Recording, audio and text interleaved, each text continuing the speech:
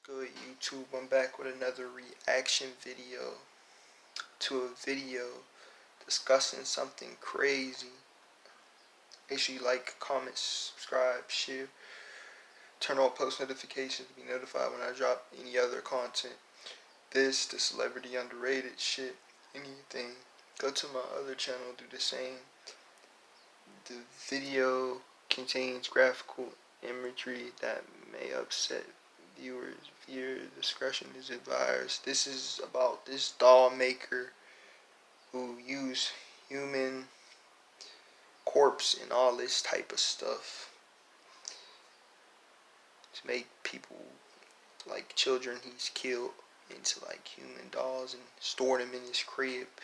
I seen a little video on it, person talking about it, but let's get into it.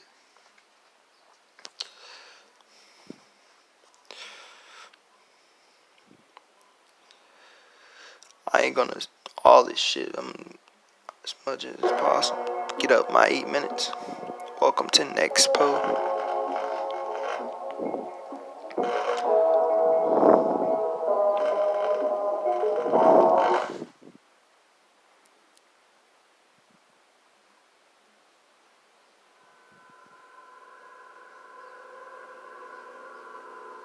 Throughout time, fascination with death has been an ongoing and shared subject for many.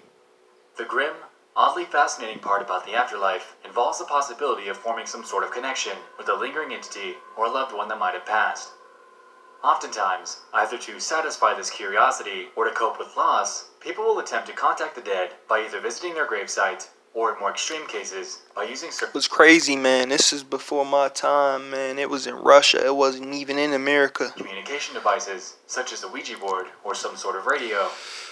By this point in time, as we all know, these definitely provide heavily mixed results, depending on who you are. Some creepy shit. But what about those that take this fascination too far? Historically, we've had a few very infamous names pop up about certain people keeping dead bodies for themselves. Such was the case with Carl Tanzler, the necrophile that kept a deceased and mummified 22-year-old in his home to live with him for over 7 years. Damn, man. See, I don't understand that type of shit. Why keep dead bodies, man? If they dead, there's nothing to them. Like, that's weird. What you gonna do? Have it show for? Like, have them as chauffeurs? Like, another thing I'm gonna address. I never have like a bullhead or none of that. I know it's for like to show off or trophy for people, but that's quite disturbing. I ain't gonna have anything that's gonna have me feeling like it's a disturbance around. This case is crazy in and of itself, but it's been covered time and time again. Because of this, I wanted to focus on a similar, if not slightly more extreme situation that came to light a few years ago, surrounding the bizarre happenings of a Russian man by the name of Anatoly Moskvin.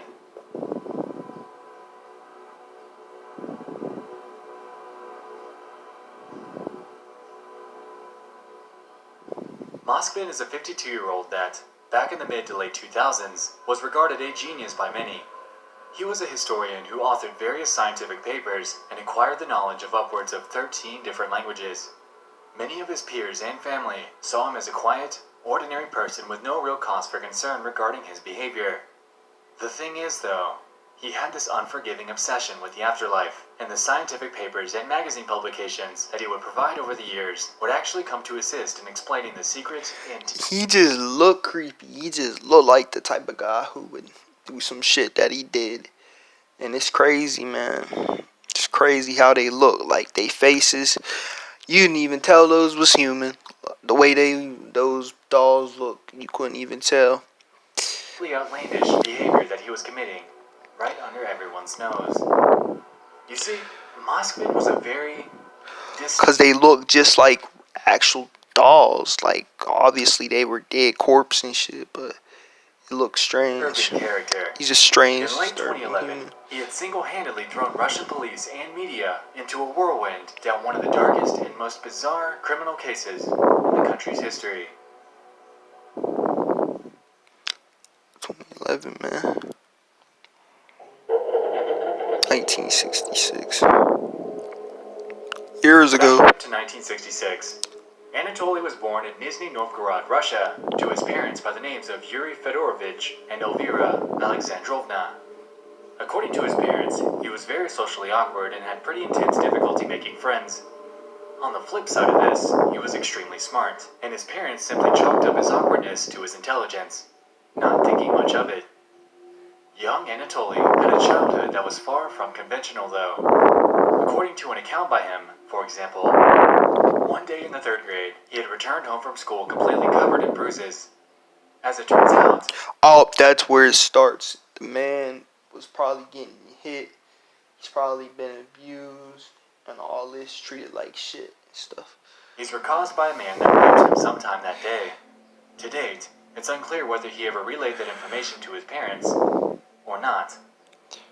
See, when you see your sons getting touched and shit like that and all that, you report that and tell people. You don't just allow it to happen. I mean, it was back in the day, but he should have let somebody know. Shit This crazy. was far from the first odd instance that played out in his youth. In fact, one could argue that what we're about to discuss was the true beginning of his obsession with a very unconventional topic: the dead. Creepy. This Them fascination dolls was stems creepy, way back man. to when he was only 13. In a local weekly publication that focuses on cemeteries and obituaries, Moskvin outlines a very strange ritual that he found himself tangled up in. He was digging up dead children and using their bodies and turning them into dolls, replacing their faces. Yeah, this shit was very odd. The publication, He took dated it October 26, creep. 2011, he explains that a group of men in black suits were on his way home from school. They were en route to the funeral of 11-year-old Natasha Petrova and ended up dragging young Anatoly along to her coffin, where they forced him to kiss the girl's corpse. Further on in his writing, he explains that, quote, "I kissed her once, then again, then again."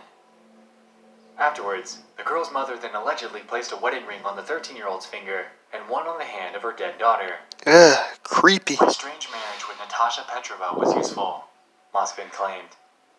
Useful it was, as Moskvin's Yeah, that's creepy. He married a dead body. Like, I wouldn't do nothing to that because they dead. Like, plus it was a child. Like, yeah, this dude was far out there from like any other crazy thing I've looked up. Y'all think this is crazy? Check out the eyeball collector. Like, the pictures I seen on that. Yeah. energetic obsession with the undead was just beginning to take root. After this, Moskvin began to have very ominous dreams about the dead girl. According to him, she would visit him nightly and would try to profess her knowledge of black magic upon him, whilst pleading for him Oh, by the to way, return to road to village where the ritual 200K. would take I mean, place. 200 views. Apparently, subs. after heading back there, the visitation stopped. But this would be short-lived, as once he ceased to visit it regularly, she would once again appear in his dreams. Reporting this to his parents was ineffective at best, as they simply took him to a doctor that chalked it up to Moskvin during puberty. With this diagnosis, he also went forth to prescribe him valerian, an herbal sedative that aids in relaxation. After an entire year of visits by Natasha, she would eventually grow tired of Moskvin's refusals to do what she wanted. Since this was the case, she tasked him with performing a black magic ritual using a classmate's tooth, in exchange for her leaving him alone forever. What? A ritual with a classmate's tooth? Yo, this guy's a creep. He sounds creep. Sound like somebody you not want to befriend or have near you. Like, it's some creepy stuff. No cap. Somehow, according to Moskvin, this ritual was carried out Do a ritual with a successfully, and tooth. as a result, she never came back Strange. again. This so-called task would have other implications on his life, however, as it successfully kicked off Anatoly's interest in black magic and the occult. Later on in life, Moskvin studied at the University of Moscow and earned a degree in Celtic Studies, a culture that bears a very close blend of beliefs between life and death. Also, he would Man, when it comes to the dead, I'ma let the dead rest. Like, people have many conspiracies on Michael Jackson, he dead, Elvis, all these other people. Just let the people rest. Like, put the rumors to rest. They're gone. Yeah, we love them, but they can't come back. Once you're dead, you're dead. Don't bring dead things into your crib. Don't collect them. Let them just be in a grave. Let them rest in I peace. joined the Society of the Ugh. Luciferians that would embrace the left-hand path, which bears a focus on sexual magic and personal anarchy. This, coupled with his interest in black magic, would result in Moskvin performing various rituals on dead animals and eventually vowing celibacy. Oh, dead animals, my guy.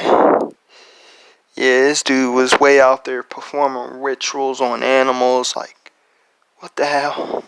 After graduation, it became known that he had grown to acquire extensive knowledge of the intricacies of all the surrounding cemeteries in his area. And they're actually showing Sharing his knowledge footage of throughout this his shit. various writings, he claims that he went to upwards of over 752 of them from 2005 to 2007 in his hometown for a so-called research trip. Assisted by a well-known historian named Oleg Ryabov, the two began their trek across the region to unfold at the airport in Moscow, and very shortly afterwards, authorities caught wind of some Muslim gravesites that were allegedly being dug up and vandalized. See what I mean? Ah, God.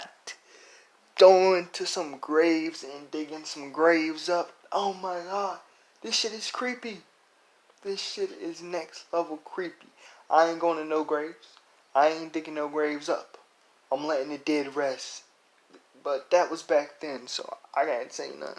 After going to investigate that for a potential terror suspect, Moskvin would quickly jump to act like he was simply painting over some gravestones. But he was, in turn, promptly arrested, caught red-handed in the act of vandalism. Okay, he was arrested. Shortly afterwards, police would then launch an investigation into these bizarre acts by Moskvin, and the first place of interest to search was his living quarters. Fully expecting Moskvin to be an extremist, they were anticipating the discovery of various anti-Muslim propaganda to litter his living quarters. What they would find in reality, however, would leave police completely baffled. The raid, which took place in an apartment that he actually shared with his parents, ended up leading to the discovery of 29 life-size dolls. Ah, see, yeah, this man was creepy. He turned actual dead human corpse into dolls, like made their faces look a certain way, did all this. I seen it. The shit was creepy, man. But yeah, if y'all want the eye killer vid, I can do that. That shit's creepy too, but that went too far. Like, just let the people rest, man. Russian police have released this video they shot in what can be described as a house of horrors.